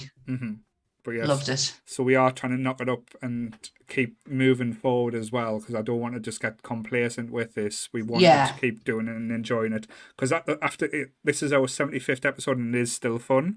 That's the main thing. We are having as much a blast as this as the first episode that you never will see, because you'll never ever see, because we didn't record it. I wasn't very clever back in them days, but look at us now. We've got moving things. Exactly. Look at where we were on the first episode now. It's so funny when you watch the first episode back, because you can hear us trying not to say what we said the first time round. Definitely. It's so funny. Yes. But just want to say, like I said, the community as a whole keeps each one of us going each day. Yeah. It gives us strength, like I said, to hear people's stories, to hear people what they love, and even like shit posting from other people where it's just like say random memes, but how everyone does get involved and supports each other. It's what we wanted to do, and it's amazing to see it grow as well. So that's like say that's the important things. But again, go back to the promoting. Like, say if you want a Nerdy Up North t-shirt, let us know. Selling Sunday. Charlotte has literally just joined the chat right now. That's how we're wrapping up. So, yeah. And like I said, please follow us on the Facebook group, Instagram, Laura's TikTok. Like I say, she hit a milestone today. She got like how many views on one of the videos, Laura? Well, it was over 4,000, but when I looked before, it was over 5,000. So wow! I don't even go, know how, Laura, go! But I don't even know how I still don't know how these things work. You're definitely doing something, love. I know. Who knows? But yes, like I say, follow us on YouTube, Spotify, all the things. Please remember to like, subscribe.